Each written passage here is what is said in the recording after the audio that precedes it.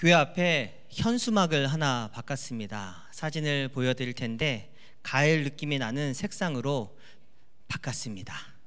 주의 손으로 나를 도우사 바꿨습니다.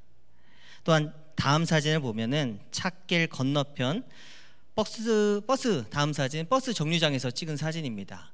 지금은 잘 안 보이는 것 같은데 건너편에서 시력이 0.8만 돼도 안경만 써도 보입니다. 주의 손으로 나를 도우사. 현수막의 목적이 힘든 코로나 시기를 살아가는 모든 분들에게 말씀을 통해서 힘과 위로를 드리기 원해서, 또한 교역자 회의를 통해서 소망하는 마음에서 이렇게 설치했습니다. 그리고 종종 교회 앞을 지나가시는 분들을 보면은 고개를 들어 이렇게 보십니다. 주의 손으로 나를 도우사. 보고 지나가시는 것을 볼 때마다 뿌듯하고 정말 하나님의 손이 그분들과 함께 하셔서 도와주시고 인도해 주시기를 소망합니다. 또 한 장의 사진을 더 찍었습니다. 하늘이 오늘 너무 아름답고 순수하고 깨끗하더라고요. 그래서 교회 이름이 살짝 나오면서 위에 구름을 한 장 더 찍었습니다. 아마 우리 성도 여러분들도 오늘 가을 하늘을 많이 보셨을 거라고 예상이 됩니다. 하늘을 보다가 또 새들이 날아가는 것도 발견하셨을 것 같습니다. 오늘 말씀 26절에 보니까 공중의 새를 보라. 심지도 않고 거두지도 않고 창고에 모아 들이지도 아니하되 너희 하늘 아버지께서 기르시나니 너희는 이것들보다 귀하지 아니하냐 말씀합니다. 또한 28절에 또 너희가 어찌하여 의복을 위하여 염려하느냐. 들의 백합화가 어떻게 자라는가 생각하여 보라. 수고도 아니하고 길쌈도 아니하느니라. 예수님의 이 산상수훈의 말씀은 로마 시대 때 하신 말씀입니다. 당시 로마의 압제와 핍박 아래 있는 유대인들에게만 하신 말씀이 아니라 예수님의 말씀은 우리에게, 모든 시대의 모든 사람에게 하신 말씀이고 보편적으로 그들에게도 오늘날 우리에게도 적용되며 연결이 되는 말씀입니다. 예를 들어서 말씀하신 내용만 봐도 그렇습니다. 어느 누가 공중에 새를 보지 않겠습니까? 또한 들의 꽃과 풀을 보지 않을 사람이 있겠습니까? 하나도 없습니다. 하나님이 창조하신 그 모든 것들을 보고 아름답다, 그리고 마음에 활력이 들고 생기가 돌게 되는 것을 보게 된다는 것입니다. 성도 여러분, 공중의 새를 보라, 여기서 보다라는 원어의 동사의 의미는 관찰하다, 응시하다, 그리고 주목하다입니다. 또한 들의 백합화를 생각하라의 원어의 동사도 배우다, 관찰하다, 숙고하다 그 뜻이 같습니다. 헬라어 원어의 단어는 다르지만 그 의미는 동일합니다. 무엇입니까? 보고 생각하라입니다. 우리 주님이 너희 염려하지 말아라 하시면서 우리에게 제안하신 말씀이 무엇이냐면 내가 창조한 모든 것들을 보고 관찰해라, 그리고 보고 배우라 말씀하시는 것입니다. 예수님은 우리의 걱정과 근심, 염려 대신에 하늘에 나는 새를 보고 관찰하고 배우기 원하십니다. 들의 꽃들을 보고 하늘 아버지를 생각하기를 원하십니다. 우리 앞에 천이 있어서 항상 나가서 들의 꽃을 보고 하늘을 볼 수 있어서 참 감사한 것 같습니다. 근데 요즘엔 코로나 시기라 마스크 쓰고 또 앞에 뭘 가리시더라고요. 근데 어떻게 보이는 헬멧을 항상 쓰고 다니시는 분들이 많아요. 그래도 하늘이 다 보이고 꽃이 보이겠죠. 우리 주님이 자연으로 나가서 내가 만든 것들을 보고 하나님 아버지를 생각하기 원하신다라는 것입니다. 보고 내가 새보다 훨씬 더 가치 있는 존재라는 것을 기억하기 원하시고, 들의 꽃들을 보고 내가 더 귀하다라는 것을 관찰하여 나는 하나님의 은혜를 입은 존재임을 믿고 깨닫기를 바라신다라는 것입니다. 솔로몬이 입은 옷보다 우리가 입은 하나님의 은혜가 더 화려하고 아름답고 시들지 않고 가치가 있음을 믿으시기 바랍니다. 제가 중학생 때 자주 읽고 또 읽었던 말씀이 27절의 말씀입니다. 누가 염려함으로 그 키를 한 자라도 더할 수 있겠느냐. 그래서 중학교 때 저는 염려하지 않았습니다. 그래도 키는 160. 사실 염려 대신에 잘 먹고 잘 자고 또 잘 배설하고 그리고 열심히 운동을 했어야 했는데 저는 10대 시절에 잘 먹지 않았습니다. 어머니가 주는 거 아이 먹기 싫어 안 먹어. 그러니 키가 안 컸죠. 물론 27절에서 말하는 그 키가 원 의미가 생명, 수명을 의미한다고 해석합니다. 그런데 그 키에 해당하는 원어 단어가 성경에서 길이를 나타내는 한 규빗을 말합니다. 제 팔꿈치 여기에서 손가락 끝까지의 길이를 한 규빗 정도로 봅니다. 그러니까 낯설기는 하지만 사람의 수명을 어떤 길이의 척도로 나타내서 해석하는 은유적인 해석을 말합니다. 그래서 수명이나 생명이 아닌 정말로 길이를 나타내는 한 규빗으로도 해석해도 되는데 만약 하나님이 제게 한 규빗을 더 주시면 저는 180이 됩니다. 근데 열심히 일하고 열심히 먹고 잘 잤어야 되는데 그러지 못했죠. 저희 아내가 제가 가끔 설교 때 키 이야기를 언급하니까 이렇게 이야기하는 겁니다. 당신의 키가 어때서? 굳이 언급하지 말라고 이야기합니다. 제가 참 감동했습니다. 제 아내의 눈에는 제가 멋지게 여전히 보이나 봅니다. 물론 저의 키에 대한 컴플렉스는 10대 때 가졌던 이야기입니다. 하나님을 만나고 나서는 키에 대한 컴플렉스가 정말입니다. 믿음으로 진심으로 전혀 없어졌습니다. 그럼에도 불구하고 키에 대한 언급을 하는 것은 우리는 생각하는 것보다 내가 10대 때 혹은 더 어렸을 때 가졌던 컴플렉스에서 빠져나오지 못합니다. 내가 가졌던 그 단점의 골몰에서 평생을 스트레스 받으며 살아간 사람들이 굉장히 많다라는 것입니다. 그래서 제 키에 대한 이야기를 하는 것은 제가 가진 단점이 염려와 걱정, 스트레스에 대한 이야기를 던지기에 좋은 주제이고 그래서 하두로 던지기 좋기 때문에 합니다. 정말 10대 시절에 지금 생각해보면 키에 대한 생각, 얼굴에 넘쳐나는 여드름, 그 생각 때문에 고통스럽게 보냈던 것만 정말 기억에 남습니다. 그런데 대부분의 사람들의 생각 속을 들여다보면은 그것을 데이터로 만들어 보면은 대부분 이런 생각을 한다고 합니다. 사람들의 생각 40% 이상은 전혀 일어날 수 없는 일에 대해서 늘 생각한답니다.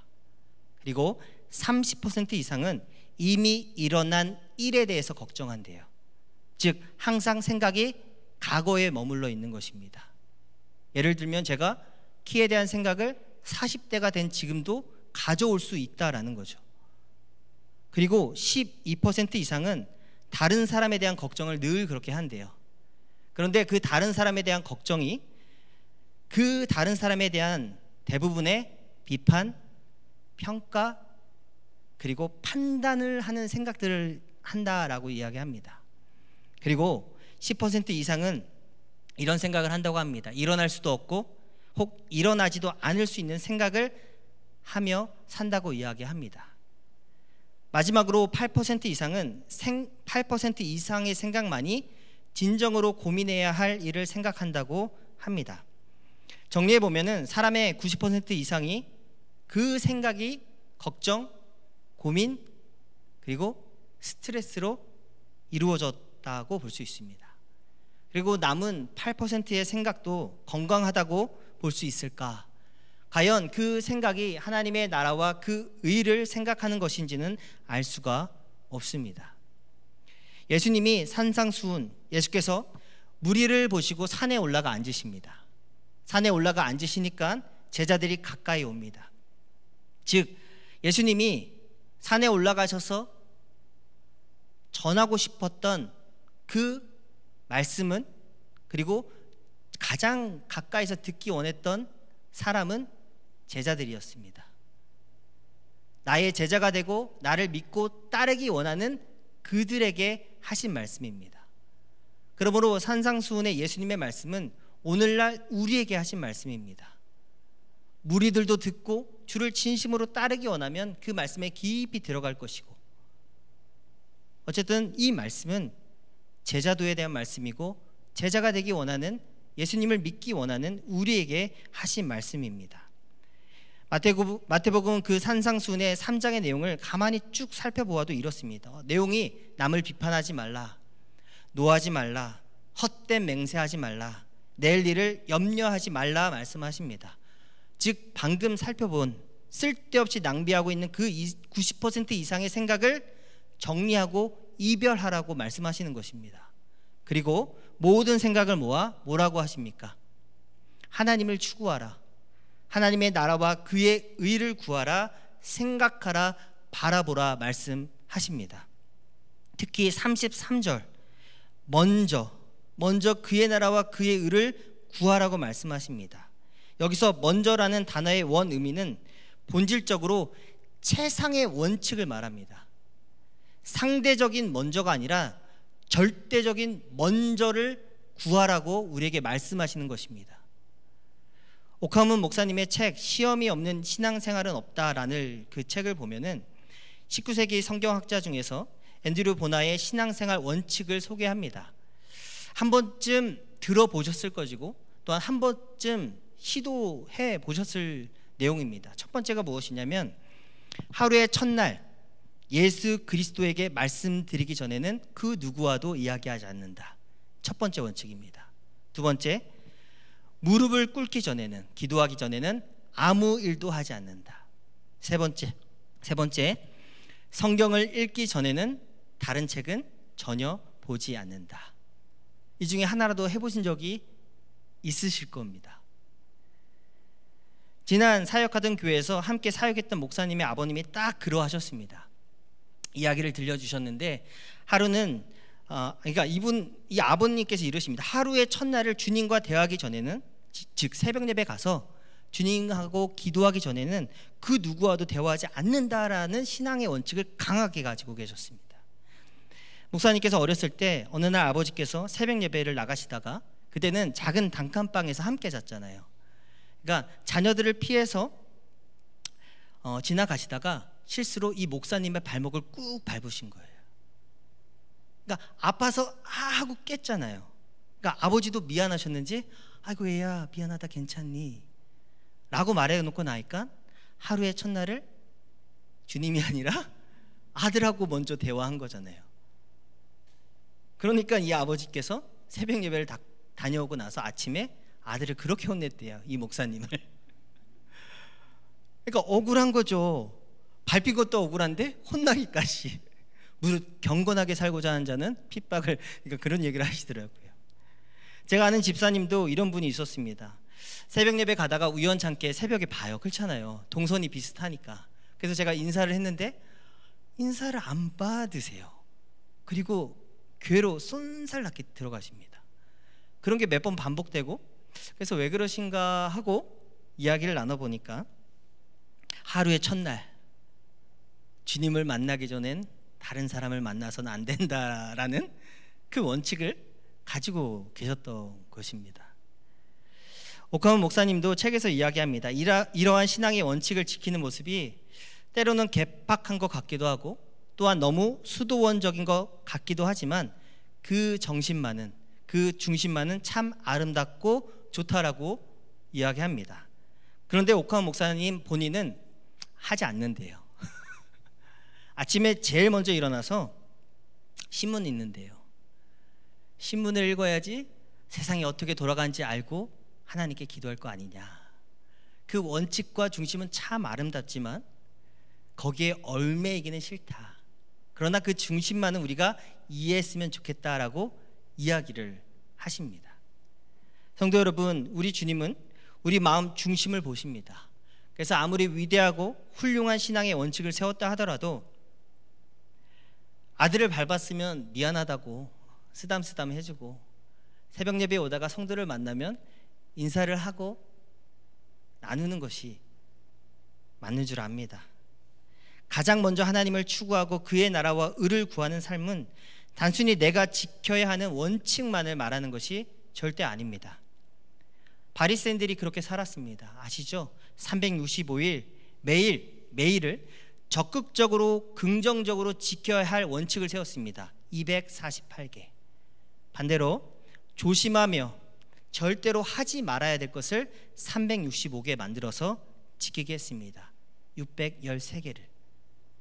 그것을 잘하면 하나님을 잘 섬기는 것이라, 그것을 지키면 신앙생활 잘 하는 것이라고 가르쳐 왔습니다. 그런데 하나님께서, 예수님께서 오셔서 틀렸다, 아니다 이야기하시는 것입니다. 그러므로 믿음의 삶이란, 먼저 그의 나라와 의를 구하는 삶이란 이렇게 정의 내리고 싶습니다. 오늘 나와 함께 하시는 주님과 오늘의 삶을 믿음으로 살아가는 것입니다. 한번 따라 보겠습니다. 오늘 나와 함께 하시는 주님과 오늘의 삶을 믿음으로 살아가는 것입니다. 다윗은 시편 17편 15절에서 나는 의로운 중에 주의 얼굴을 배우리니 깰 때에 주의 형상으로 만족하리이다 고백합니다. 나는 의로운 중에 주의 얼굴을 배우리니 깰 때에 주의 형상으로만 만족하겠습니다 고백합니다. 다윗은 매일 아침 깰 때마다 주의 얼굴을 믿음으로 봅니다. 그 주님의 형상으로 만족하며 살겠다고 말합니다. 이것이 오늘 나와 함께 하시는 주님과 살아가는 믿음의 삶입니다. 단순한 어떤 율법, 도덕적인 규범, 규칙이 아닙니다. 매일 아침 깰 때 주님의 형상에 만족하고 주님께서 주시는 마음으로 살아가는 것입니다. 오늘 주님의 얼굴이 여기에 있습니다. 오늘 주님의 마음과 생각이 바로 여기에 있습니다. 즉 오늘 내게 원하시는 하나님의 뜻이 있다라는 것입니다. 다른 사람에게는 통하지 않지만 내게는 통하기 원하는 하나님의 통치 방식이 있습니다. 그 하나님의 형상으로 만족하며 매일 동행하면 그것이 바로 믿음으로 먼저의 삶을, 절대적인 그 믿음의 삶을 살아가는 것입니다. 어제는 분명 하나님이 A라는 길로 먼저 가라고 하셨습니다. 그런데 오늘은 주님의 통치 가운데 주께서 B라는 길로 먼저 가기를 원하십니다. 어느 길로 먼저 가야 합니까? 어느 먼저를 따라가야 합니까? 요나 선지자는 이 부분에서 실패한 사람입니다. 하나님의 뜻은 절대 A야 라는 생각을 갖고 있었습니다. 하나님의 뜻은 절대 A야, B일 수가 없어 라고 외치며 절대 니느웨로 가지 않으려고 했습니다. 그런데 하나님의 마음과 하나님의 긍휼하심의 얼굴과 하나님의 뜻이 어디에 있습니까? 니느웨에 있습니다. 요나가 가기를 하나님이 원하셨습니다. 그러나 요나는 거부했습니다. 반면에 호세아 선지자는 주님의 통치를 한 번도 생각지 못한, 그리고 처음 듣는 하나님의 말씀과 계획에 순종합니다. 이 말씀은 우리 한번 같이 성경을 찾아보도록 하겠습니다. 호세아 1장 2절 말씀입니다. 구약 성경 호세아 1장 2절입니다. 구약 성경 검정색에서 호를 찾으시면 됩니다. 호세아 1장 2절입니다.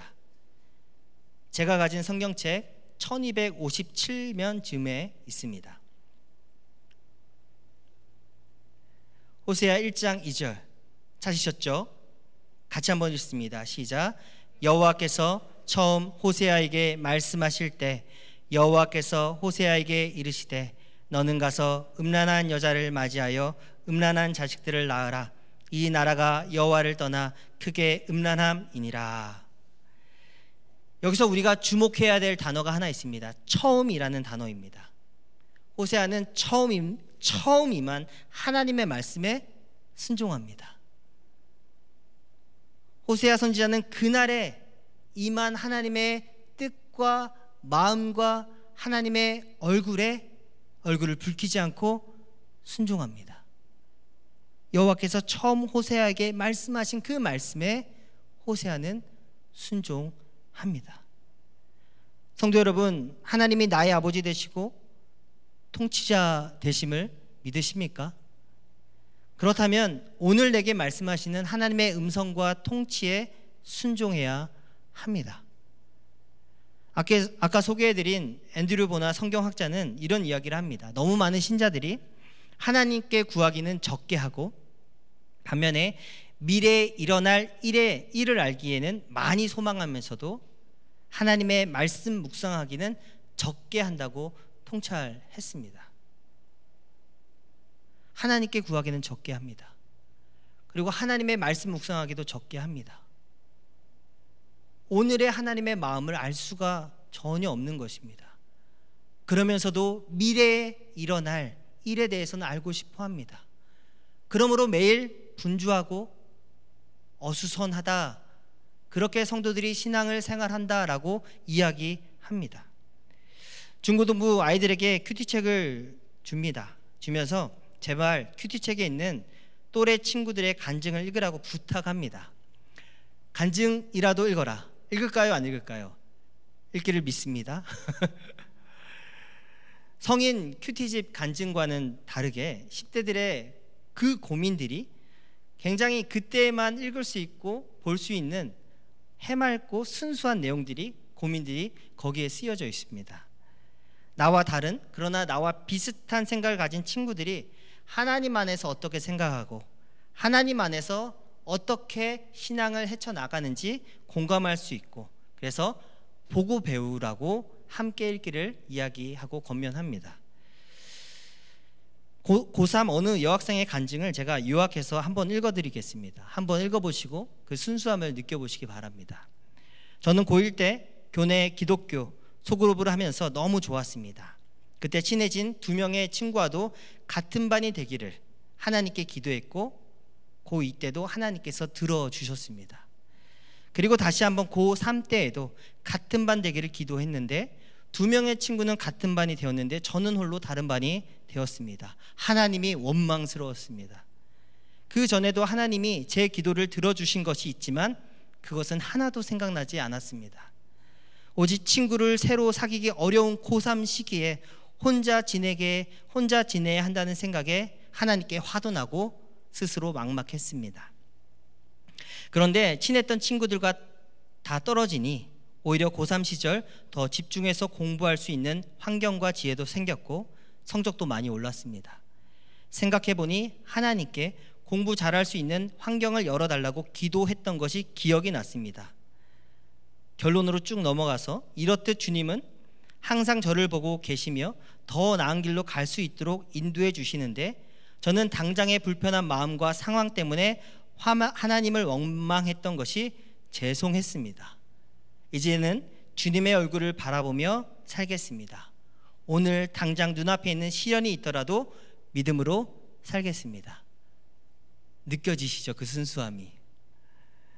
10대 친구의 고백을 통해서 우리가 알게 되는 것이 무엇입니까? 하나의 염려가 하나님께 대한 원망으로 커집니다. 내 마음의 걱정이 최종적으로는 하나님에 대한 불만으로 번지는 것을 봅니다. 그런데 하나님께 구하기를 넓게 하였던 게 기억난 거죠.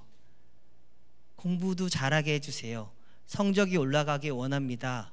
기도했던 것이 기억이 나니까 이제는 더 하나님의 말씀을 깊이 묵상하고 매일 주님의 얼굴을 구하며 살겠다라는 10대의 감수성이 느껴지고 그 마음을 우리도 공감하게 된다라는 것입니다. 그러므로 성도 여러분, 오늘 하나님의 통치를 받아야 됩니다. 오늘 하나님의 말씀에 순종하면 내일의 하나님의 통치가 거기에 여전히 있어서 나를 인도하시고 이끌어 가신다라는 것입니다. 어느 날 갑자기 믿음으로 살 수 있는 것이 아닙니다. 오늘 믿음의 삶을 걸어갈 때 내일의 믿음의 삶을 살아갈 수 있는 것입니다. 오늘 하나님의 형상에 만족하며 순종할 때 내일도 하나님의 형상으로 만족하게 될 것으로 인해서 내일을 걱정 없이 오늘을 잠들 수 있다라는 것입니다. 오늘의 하나님의 음성과 말씀과 그 얼굴 구하셨습니까?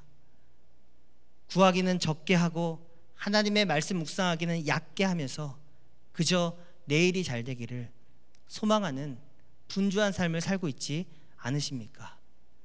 저는 프랑스 작가 중에 마르셀 프루스트라는 작가의 말을 늘 기억합니다. 그는 우리가 주변 사람들의 얼굴을 볼 때 우리가 보는 것은 그들의 진짜 얼굴이 아니라고 이야기합니다. 우리가 보는 것은 우리 머릿속에 만들어지고 고정된 얼굴이라고 말합니다. 무슨 뜻인가 하고 글을 찬찬히 읽어보니까 우리는 습관적으로 지금 내 앞에 있는 가족과 아내와 친구들 혹은 성도들의 진짜 얼굴을 보지 않고 성의 없이 그냥 인사한다고 이야기합니다. 과거에 그 사람의 얼굴이 그랬으니까 지금도 그 얼굴이겠지 하고 얼굴을 보지 않고 눈을 보지 않고 그냥 인사한다는 것입니다. 집에 초인종을 누르고 아빠가 오면 자녀들이 아버지 오셨어요? 얼굴 안 봤어도 인사가 끝납니다. 마치 그런 식처럼 그 사람의 얼굴을, 그 사람의 눈을 보지 않고 인사하고, 그래서 진짜 얼굴이 아닌 내 얼굴에 이미 이미지로 각인된 고정된 얼굴을 본다라고 이야기합니다. 그런데 그렇게 해서는 안 된다고 말합니다. 사람의 얼굴은 시간이 지나감에 따라서 그 얼굴이 미세하게 바뀝니다. 머릿결이 바뀝니다. 흰머리가 나서 마음이 상하지만 그것도 하나의 변화이고, 그것을 볼 수 있는 것도 하나님이 우리에게 주신 하나의 축복일 수 있습니다. 얼굴에 미세한 주림이 생깁니다. 그것도 보고 인사하라고 이 작가가 이야기합니다. 그 매일의 새로운 얼굴에 인사하고, 바라보고 대화하고, 오늘의 그 얼굴을 보고 대화하라고 제안합니다. 저는 늘 기억하지만 집에 들어가면 또 실수할 때도 있고 안 될 때도 있습니다. 이러한 습관, 내 이웃, 내 가족, 내 사람에게도 그 얼굴을 보고 인사하고 대화하는 것이 습관이 되어 있지 않으면 매일의 오늘의 하나님께 다가가는 것이 어려울 수 있다라고 말씀드리고 싶은 것입니다. 하나님의 얼굴을 간절히 보기 원하시는 성도 여러분들, 예수 그리스도의 마음, 예수 그리스도의 마음에도 가장 깊고 또한 높이 차지하고 있는 그 마음의 중심에도 우리 성도 여러분들의 얼굴이 있습니다. 그 얼굴과 얼굴을 보기 원하신다라는 것입니다. 또한 우리 예수 그리스도의 마음에 가장 깊고 또한 가장 깊이 차지하고 있는 것은 하나님의 나라입니다. 너희는 먼저 그의 나라와 하나님의 나라와 그의 의를, 하나님의 통치를 구하라고 말씀하셨습니다. 왜 말씀하셨습니까? 예수 그리스도께서 자신이 십자가에서 죽으시고 다시 부활하여 이 땅에 임하게 될, 그리고 임한 그 하나님의 나라, 그 하나님의 통치에 우리 예수님께서는 성도 개개인들이, 성도 한 명 한 명이 다스림 받기를 간절히 원하십니다. 오늘 우리가 누리고 있는 이 평안, 그리고 하나님의 다스리심은 그저 얻어지는 것이 아닙니다. 그리스도께서 그의 은혜로 값없이 우리에게 주신 것, 그 값없이 주신 그 생명 때문에 우리가 하나님과 연결된 것임을 믿으시기 바랍니다.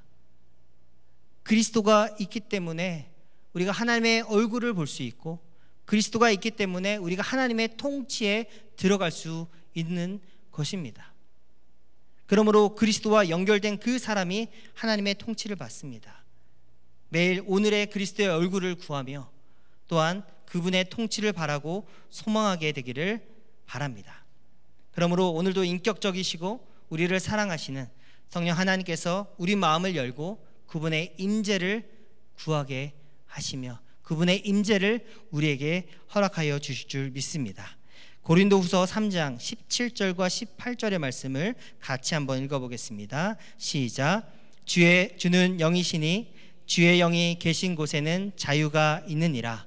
우리가 다 수건을 벗은 얼굴로 거울을 보는 것 같이 주의 영광을 보매 그와 같은 형상으로 변화하여 영광에서 영광에 이르니 곧 주의 영으로 말미암음이라. 사도 바울도 우리에게 적고 있습니다. 주는 영이시니 주의 영이 계신 곳에는 자유가 있다. 그 자유한 가운데 주의 얼굴과 얼굴을 우리가 볼 수 있다. 그 얼굴을 보면 주의 영광 가운데, 그분의 통치 가운데 우리가 살 수 있다 말씀하고 있다라는 것입니다. 성도 여러분, 주님의 얼굴을 오늘도 구하시기 바랍니다. 주님의 통치를 오늘도 바라시기 바랍니다. 주님의 통치와 임재 가운데 우리가 살아갈 때 우리는 하나님과 연결된 삶을 살아갑니다. 그리고 하나님의 통치하심과 하나님의 다스리심을 누리는 성도들이 공동체로 모일 때 그 공동체를 통해서 하나님이 영광 받으시고 그 영광이 또한 주변의 이웃들에게 넓혀지게 된다라는 것입니다. 2달마다 한 번씩 큐티책을 구매합니다. 큐티책이 5,000원입니다. 그런데 인터넷으로 구매하면 4,500원이 됩니다. 500원이 남습니다. 제가 호주머니에 싹 넣습니다. 그러지 않고요, 2권의 책을 더 삽니다. 2권의 책을 더 사면은 최근이죠. 코로나 때문에 1년 전에 오셨던 성도들도 최근이고 새 가족들에게 전달해 줍니다. 2권의 책을 더 사서 새 가족들에게 전달해 줍니다. 내가 큐티책을 구매한 것 때문에 내 이웃이 함께 하나님의 말씀을 묵상하게 됩니다.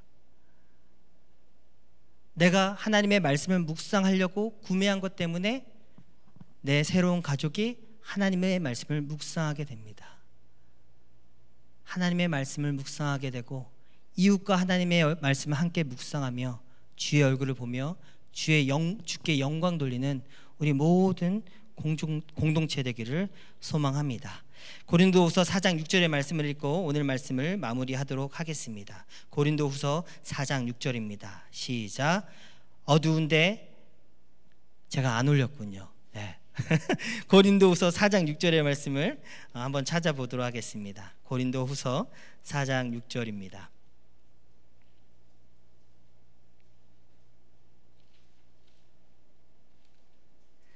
고린도후서 4장 6절의 말씀입니다. 같이 읽습니다. 시작. 어두운데 빛이 빛이라 말씀하셨던 그 하나님께서 예수 그리스도의 얼굴에 있는 하나님의 영광을 아는 빛을 우리 마음에 비춰 주셨습니다. 예수 그리스도의 얼굴에 있는 하나님의 영광을 아는 빛을 우리 마음에 비춰 주셨습니다. 큐티 간증책을 성인들의 큐티 간증 그 문을 읽다 보면은 참 부정적인 내용들이 많아서 눈살을 찌푸릴 때가 많습니다. 그래서 성도 우리 집사님들 권사님들한테 물어봅니다. 큐티책을 받으면 간증집을 읽으시나요? 어떤 분들은 바쁠 때 간증만 읽습니다 이야기합니다. 그러면 안 되는데 마음속으로는 생각하고 지금 말하네요 제가. 어떤 성도분들은 간증집이 너무 부정적이고 좀 세속적인 내용들이 너무 많아서 불편해서 말씀만 읽습니다. 그리고 혹 간증집을 읽었다 하더라도 다시 말씀으로 돌아와서 말씀 한 번 더 읽습니다. 참 좋네요 이야기를 합니다. 간증집에 보면서 꼭 이런 내용들이 하나씩 있습니다. 큐티책을 한 권 더 사서 전도할 사람한테 주었습니다 라는 간증집을 볼 때마다 하나님의 얼굴을 아는 그 영광을 전달하려는 그 노력이 참 이쁘다, 참 아름답다 라는 생각을 합니다. 성도 여러분, 예수 그리스도를 아는 그 마음을 우리에게 주셨습니다. 그 빛을 우리만 간직하고 있으면 안 됩니다. 수건을 벗어서 그 빛을 전할 수 있는 우리들 되기 원합니다.